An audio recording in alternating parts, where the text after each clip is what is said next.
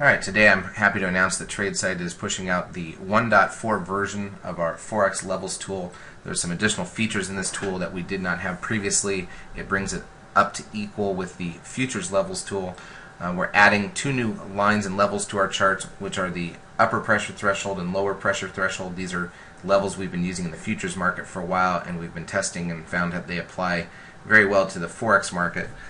And we'll talk about that in a lot of depth over the next few months, especially for those who've taken our Forex course. We'll be adding a piece of the Forex course to talk about the pressure thresholds. The tool does a couple of things. First of all, each line can now be individually turned on or off and color coordinated. It's labeled over here on the far left. You can see the labels for upper break, value area high, value area low, etc. We've expanded the pivot series to include all the way out to R3 and R4, S3 and S4. As I zoom the chart here, you can see the pivot series way out there, the blue lines with the labels on the left. So that matches what we do also in the futures arena now. And the value areas are shaded just like in the futures tool. So this shaded area here between these light blue lines, basically, that's the value area. It gives you a visual representation of where that value area is at and what's going on. So I'm going to start this. This is rewound till yesterday, just after the levels came out. This is just after rollover. So these levels apply to the trading starting at this point. I want you to watch a couple things. First of all, always be aware of the value area and where it's at. That's this shaded area right here, especially once we enter the European session, which is after midnight my time or close to that point. Also, let's watch the pressure thresholds, which are the new levels. This purple line right here. Okay, this purple line right here is the pressure threshold.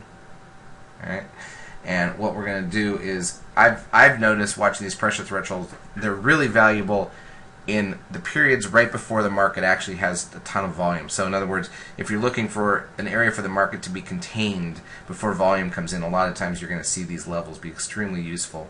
And so let's do a walkthrough here and see how this plays out. So I'm going to start the bars ticking on the chart.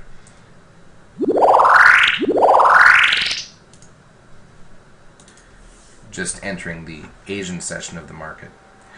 And as we continue to move forward here, you'll see a little dip. Obviously, the value area is not too relevant to us in the early action.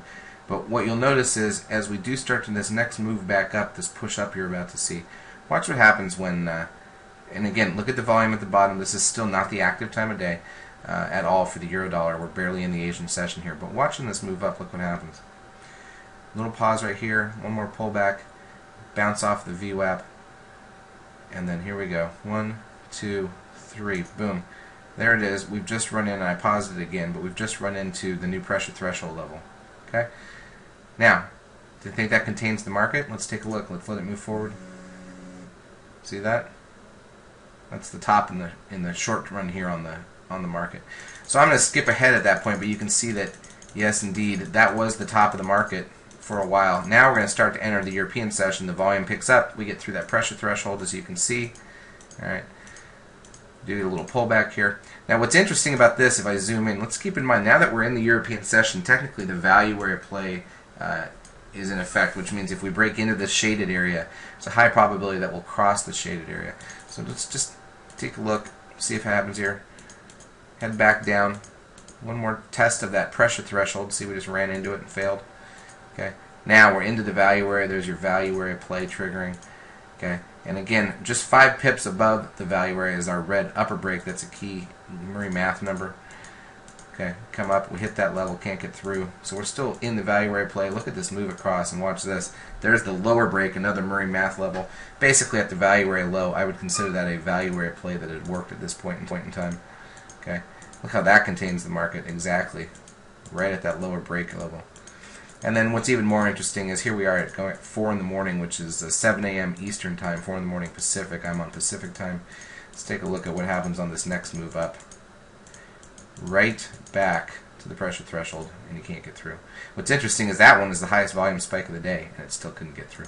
So I think you're going to find a lot of use in these pressure thresholds. We're excited about them. We're going to do a lot of training on them moving forward, and I think you're going to find that the tool is a lot more customizable and user-friendly at this point in time.